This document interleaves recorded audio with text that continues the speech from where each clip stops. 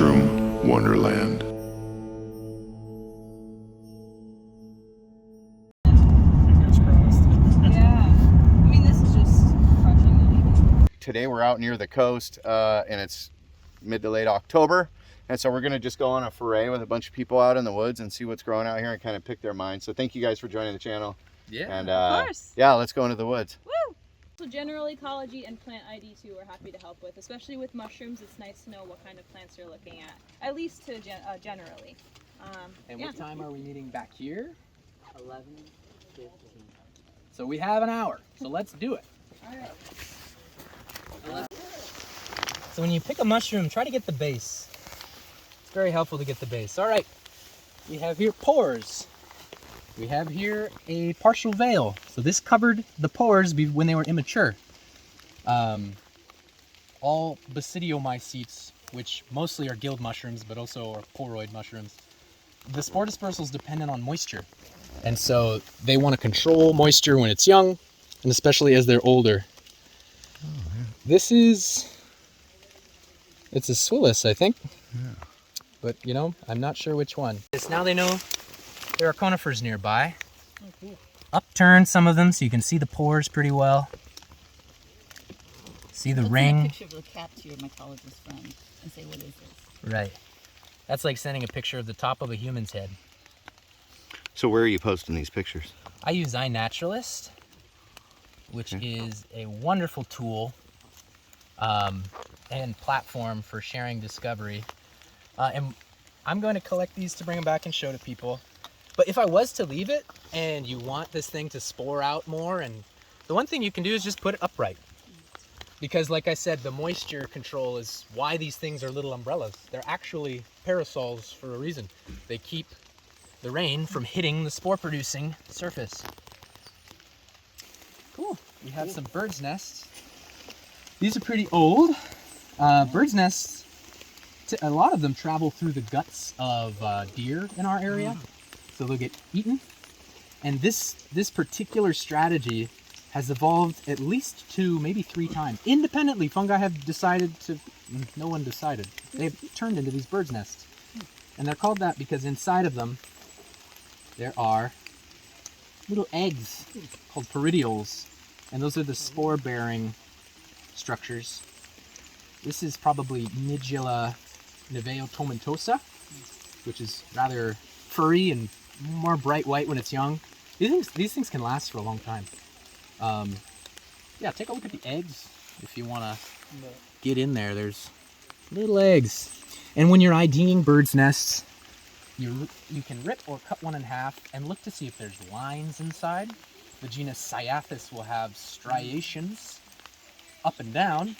The genus Nidula, a few of them will have a little bit of a ring, just one ring, and the color of the peridioles, the eggs. And Lauren would remember, I don't remember, some of the eggs have a fantastic evolutionary adaptive structure.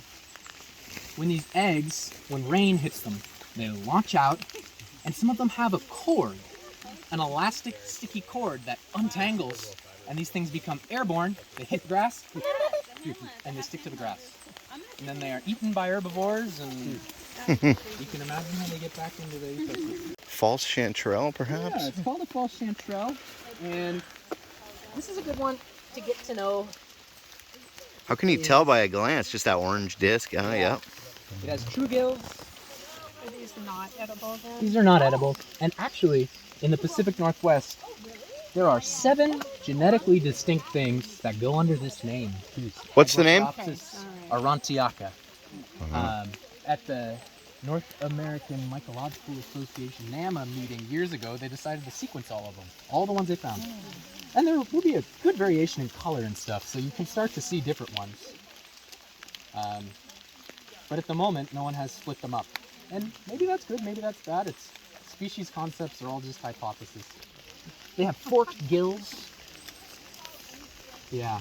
And in mycology, they're really a hypothesis because they change all the time.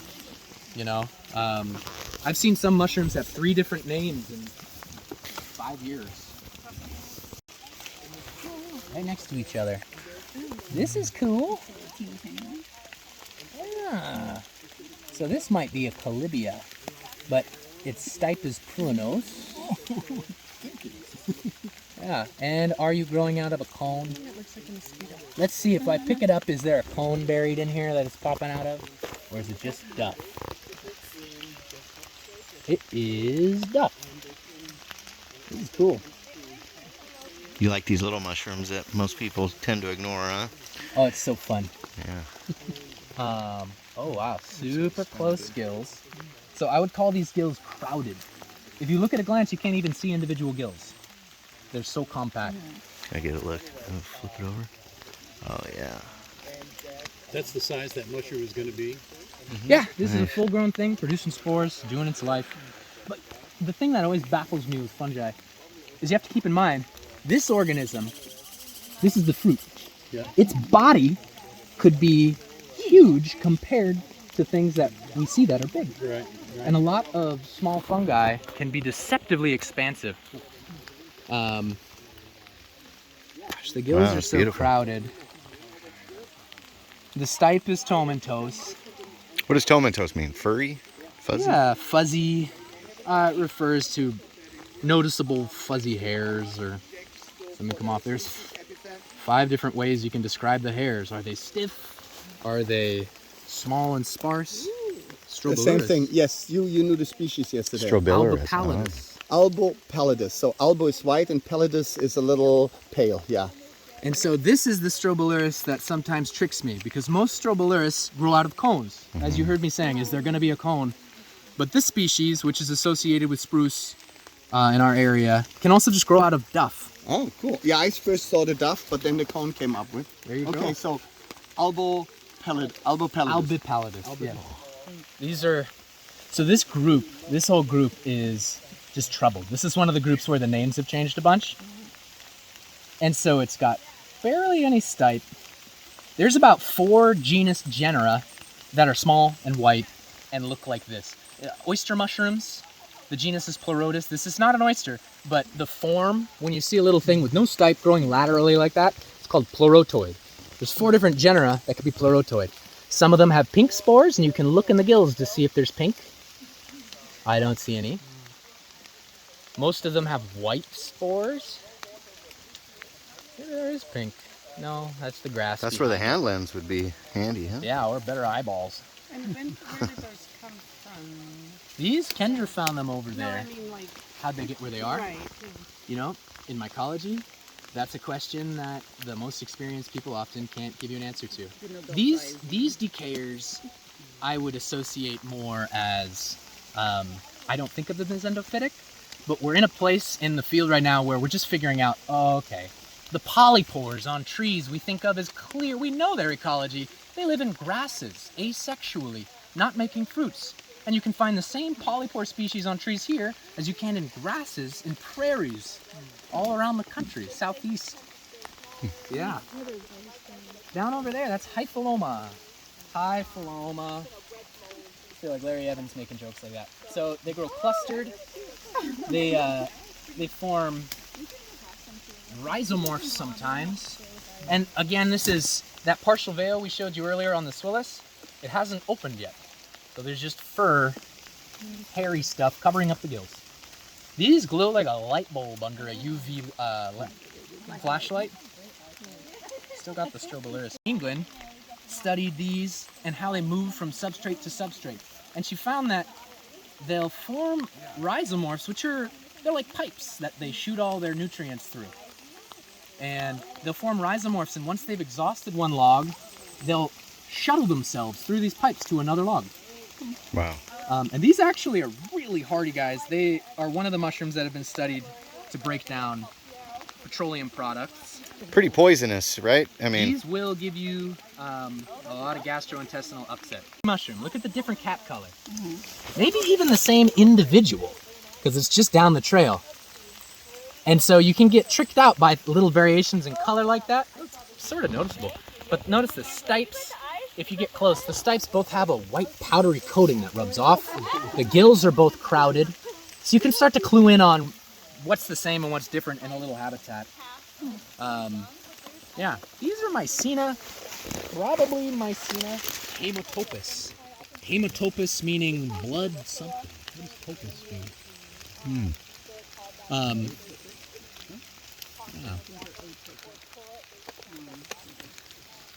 How many species of Mycena are there, do you know? Roughly. There are a ton. Mycena is a genus where anything small, white, and White sport. white spored, dextrinoid, under with iodine reagents, was in Mycena, and the Mycena expert I know has confessed to me that he doesn't even know what's left in Mycena. So many things have been moved out. But on the other side, there's a lot of things going under the same name. So these usually have a white fuzzy base, so I want to try to get that with the moss. It's like a whole study in itself, just learning. I mean, you could learn Mycenas for a lifetime. So I might be wrong. Let's see. Mycenas have smells. Some of them smell like bleach. Some of them smell like soybean sprouts. Others bleed when you cut the cap, but I don't think... Well, let's look before I talk. Break the cap, no blood. Crush it a little bit.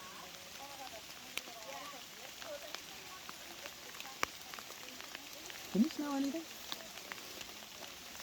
A little bit. She has an ultra-sensitive nose. You're the nose. Smell my fingers, probably. Totally smell that. Okay. What does it smell like to you? It's very perfumey to me. That's interesting. That's what I say about a lot of things. It smells good. It's almost yeah. a vanilla. Interesting. So pleasant. So it is a Mycena, and we know what it's not.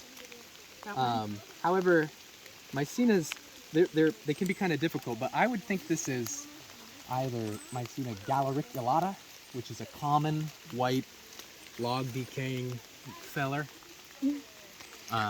That's actually going to be my guess for now. The cap is a little more white and prunose, but we know, again, tons of things use that name, galericulata. Are Mycena all saprobes?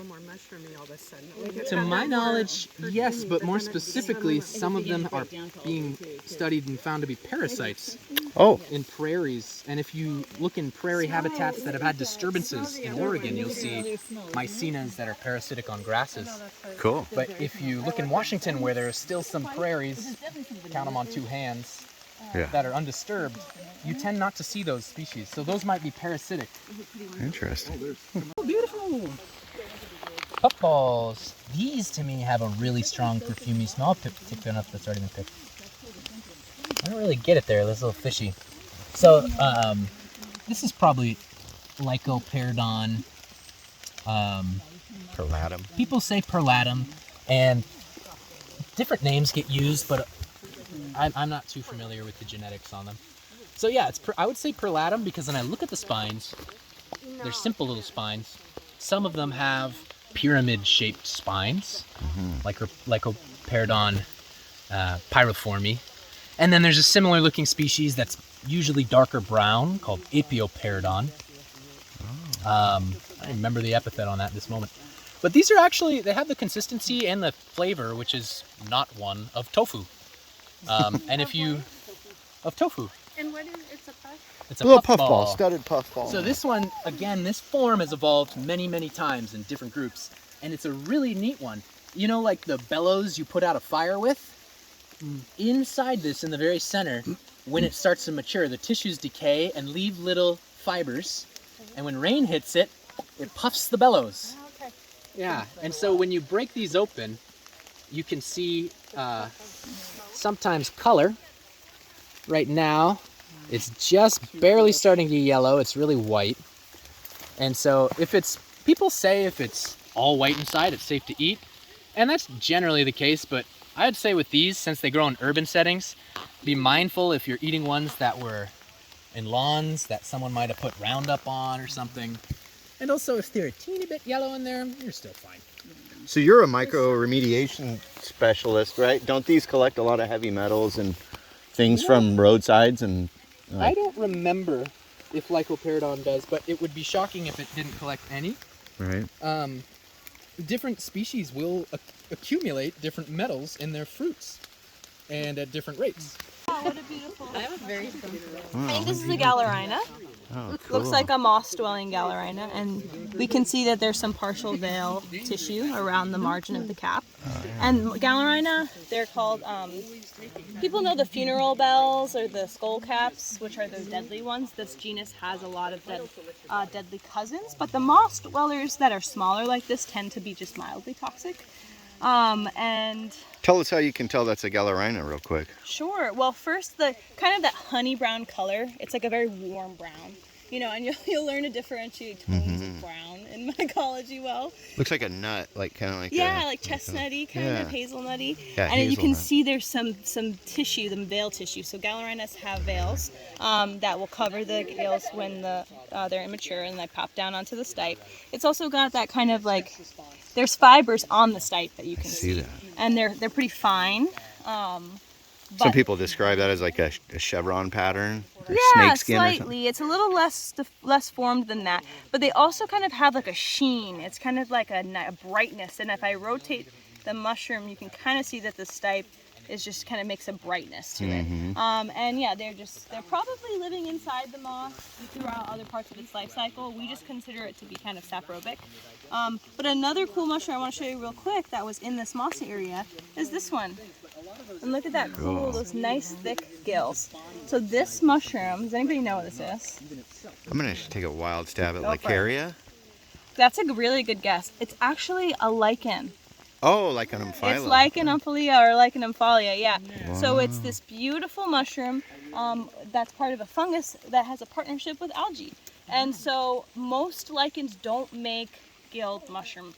Most of their partnerships are with the ascomycetes that will make just kind of like a disc. And so this one's actually in the waxycap family. So I really love it because I love that family. Can you even call that a mushroom? You can, yeah. Yeah, I mean, a mushroom is just defined as like a fleshy fruit, macroscopic fleshy fruit of a fungus, you know. And so that term, it's flexible.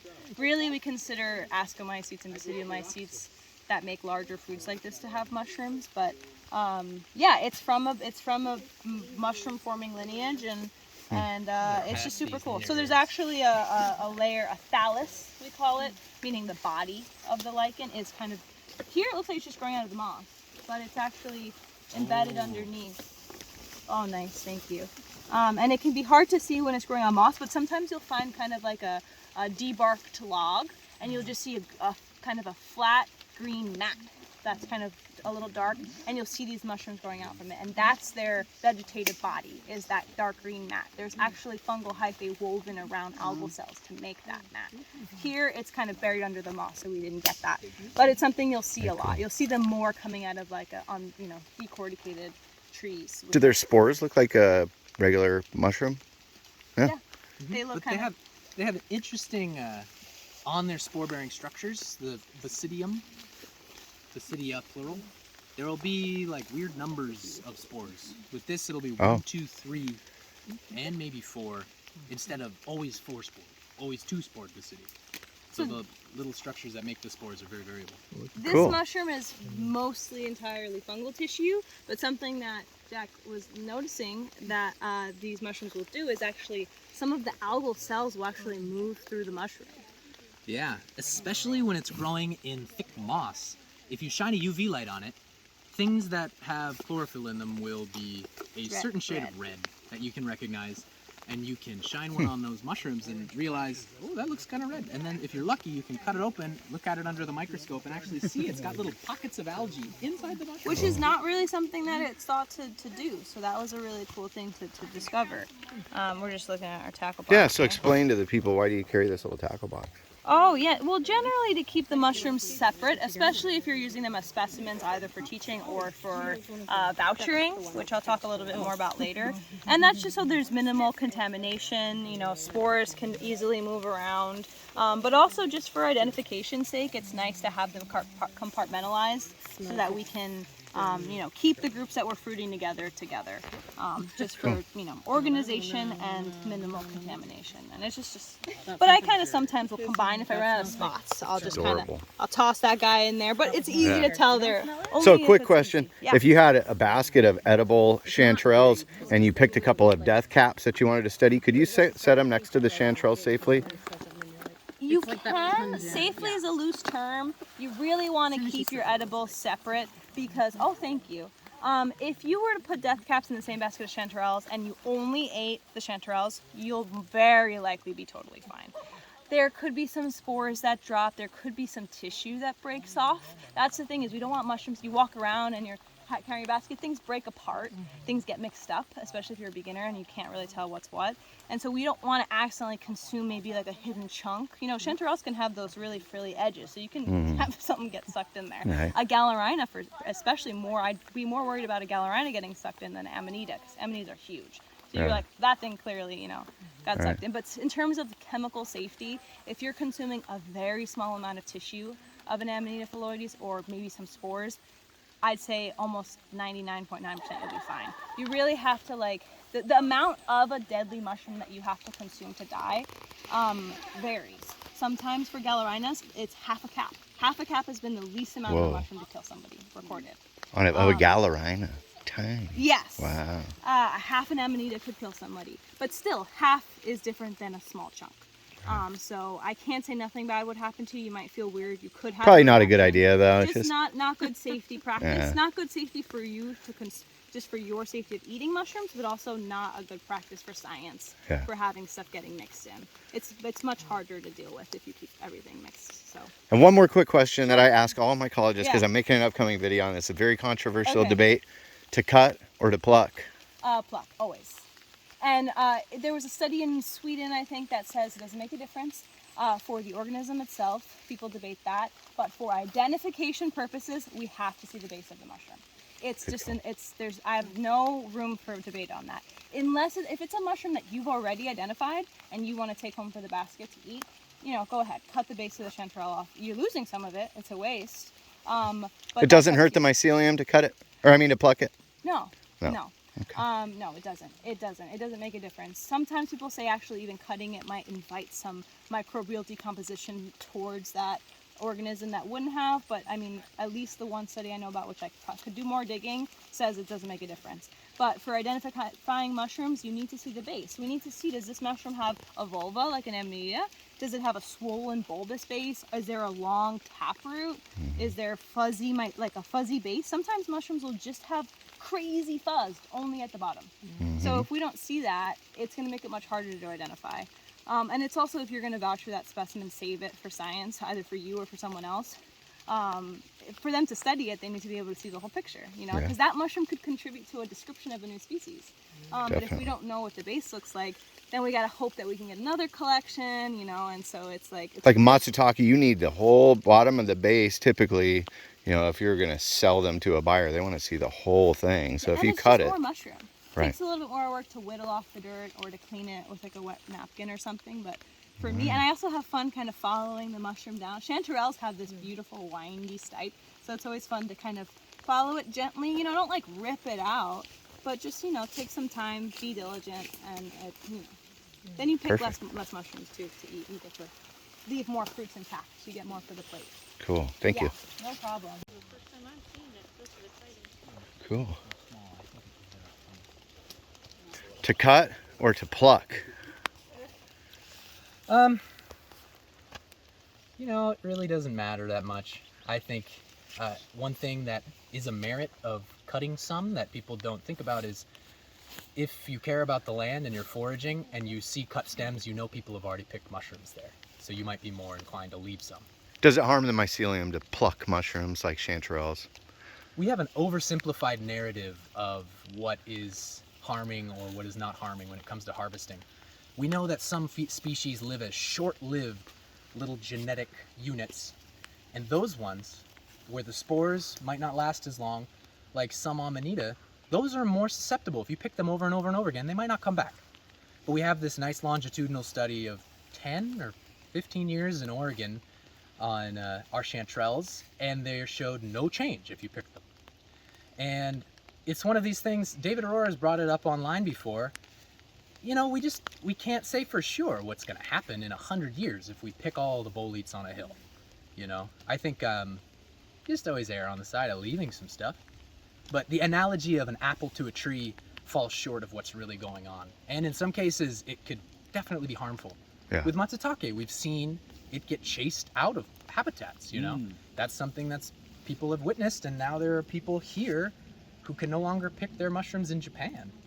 But you kind of need the base and everything to ID a lot of mushrooms, right? That's true. Yeah. Like ID Matsutake. You know, I think the people who are in it to ID things aren't going to be the ones who are exhausting any resources usually.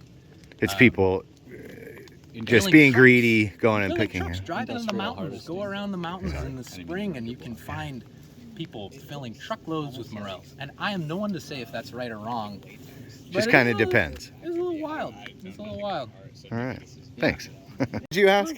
Oh, the death caps in California. It's an invasive species. They're not native species. And I've been trying to get rid of them on our property. Yeah. And that's what I've been doing. I would just pick every single one. Are they growing with the coast live oak? I have tan oaks. More than coast live oak.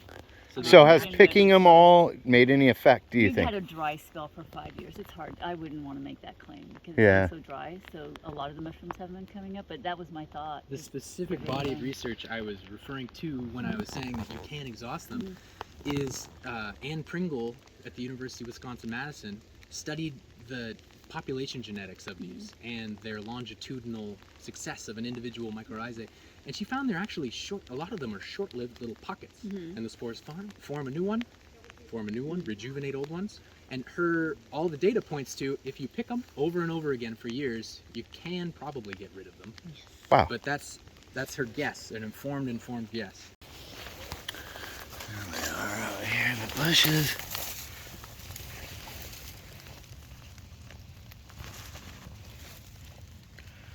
Beautiful.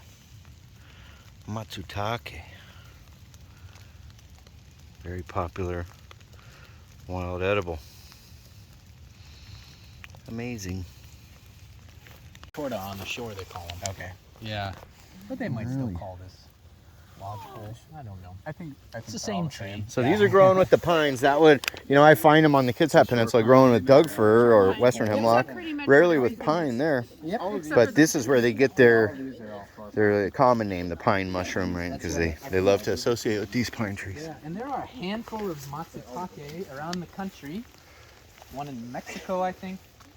And Christian Schwartz told me if you tried in the month of October, you might be able, some crazy dedicated person could get them all in one room and compare the smells, because they're supposed to smell a little bit different. Really? Uh-huh. Some more jimsaki, some more cinnamon. But I haven't seen the other species. But, I've smelled them in Colorado. Mixes well with the banana. The chitin just won't. So this is one where people have worked out a Yeah, but compound they my think chitin- my is stomach responsible chitin, for the nothing smell, but it's probably a consortium of molecules. A bunch of them making the smell. There's a muskiness, there's a cinnaminess. But the molecule they attribute the cinnaminess to, is methyl cinnamate, which is a really simple, it's just a single ring with a short carbon chain off of it. No fancy add-ons or anything. What do you got there? This here's a Matsutake. Oh, there's Oh, it's a talk. Tricoloma. Let's go see what they look like wild. Oh, first Kendra's up here. Beauties. Oh, a little nod on. Well, they're all eaten up. Very nice. Look how There will be pretty. people coming here later today. If we could leave a few in the Okay, ground. sure, yes, definitely. We might get off trail and go find a few. There are a few more over there, so.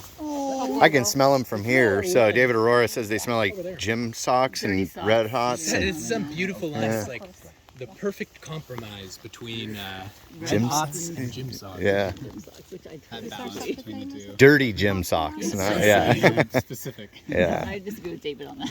Yeah. I think it's a great So these were at one time like the most prized mushroom in the world, arguably. Japanese still? version, yeah. I think that you could get more for some cordyceps and for some truffles, for Italian white truffle. Losing ground to Example of velocity. it's prized when it has That- its sword. So everyone picked And all the culture, the Japanese culture that used to eat them is fading away, and Making a gohan. now they want to play video games rather than forage wild mushrooms, you know.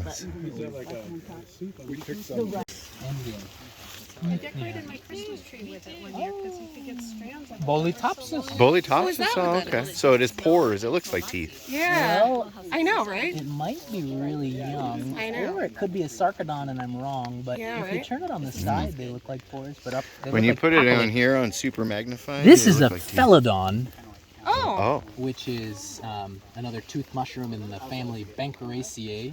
Okay. Yeah. I don't recall the species. Yeah, I don't. There's a either. few of them. Will it grow into something that they call Nigra or- hawk's wings? This is not. This would not. This is a different one. They're, yeah, This one's a serpent. they're beautiful. This habitat is just awesome for these Matsutake because there's just like no underbrush. Hey, our cordyceps. Nice. Right here. That is a small spider that was engulfed by a gibelula, which is a spider parasitizing fungus. And I don't find them much, and I look a lot, so I'm very it's a happy. spider that got. Munched. Let's see if we can find Very much. another. Yes, a fungus. Yeah, if we can Yeah, hold absolutely. it still, maybe I can Okay. zoom in on it here. Let's see what. Oh, there it is. So that little Dang, you got a sharp eye. Yeah, that's like it's all. If you come to my presentation on niches, Okay. holy snarky. Kendra, like a wizard who has. I have really good eyes. You do. Wow. She found one immediately after being mentioned that they're around. So you can actually see. Oh. And so Good what eyes is and good spider nose there. in the group. This is Oh, a wow. spider. That's the That Look at its got legs. Who has the little Parasitized. magnifying glass? Is that you? Lorena. Someone had their mask. It's not So nice it's a to lobster interrupt her. spider. What do you find here? Well, one of our foray attendees, Mary, found this beautiful Pacific golden chanterelle, Chanterelles formosus, very likely. There's quite a few species of chanterelles out here, but not too many. This one tends to have like be really big, kind of looser texture, skinnier stipe down here, and this really bright golden orange color. We know it's a chanterelle or Chanterelles because it's got these really nice ridges instead of true hard-ended gills. We have these kind of veined, they kind of end in a rounded, edge, and typically they have a sweet apricot-like smell when fresh. They tend to have them when they're a little bit younger. Since it's a little bit wet, it's not really super strong, but maybe Aaron will get it. Yeah. And it's got like a little missing chunk, but they tend to have this kind of sunken upper cap, and a lot of duff will accumulate, so sometimes you'll only see the edge kind of poking out through from the side. And they're mycorrhizal with a variety of our plants, the Doug fir, as well as salal and huckleberry. And a very good edible, yeah. Yeah, Yeah. really tasty for the plate. So. Oh, thank you. So turkey tails, people know them as being the bracket, so when you're looking at them like this, people just kind of associate them to have this very half clamshell shape. But when you look underneath, Or a turkey tail shape, maybe. yeah, exactly. And so when you look underneath, they actually tend to grow pretty consistently with this growth habit we call resupinate, meaning that the fertile surface is partly pressed against the substrate. So like right here, see there's no bracket. The whole thing is flat against the wood. And part of the idea for Trametes, specifically Trametes versicolor, this one, is packed round pores. They're so compact that you can barely see them. Like from here, especially when they're young. So you need a hand lens or you need to hold it really close up to your eye to see. They also have this color towards the edge. It's usually a pretty bright pure white. And then more towards the center, it's a creamy color. They can be easily confused with the false turkey tail, which are the steriums. And from the other side, they'll grow almost the same way, where they'll have these brackets. We call it imbricate or bracketing growth. And then they'll have that same resupinate growth underneath. But instead of having pores, it's smooth. This is turkey tail. Do they prefer a specific type of wood? They like hardwood. And so you'll find them on the alders, you'll find them on, I think, maples too. And never on conifer? Oh, I don't know for sure. Sorry, I asked the hard questions. No, that's fine. You see, these things, it's so tricky because every time we think there's rules for substrate, they, like on the car on the way here, Yeah. there's outliers. So I don't feel confident saying no. Yeah, never's a long yeah, time. but I know that's their preference. I know hardwood's a preference. People cultivate them, they grow them on hardwood. Medicinal, huh? Yeah, they're used medicinally. People will make tea, tinctures. They've been pretty heavily researched, peer-reviewed research in Asia, showing that they have a variety of immune advantageous compounds. But it's tricky. You can't necessarily get that concentration by just doing stuff at home. Medicinal grade is a much more potent level. So we just finished up the hike. It was an awesome time. Thank you guys for all the knowledge that you imparted, and hopefully this weekend we'll get to see some more and in future videos with these two. And they're going to be at our Mycological Society show on the 6th of November doing IDs and stuff. So come check it out. Yeah, So hope to see you there. all right, thanks again for joining Mushroom Wonderland. Much love, everyone.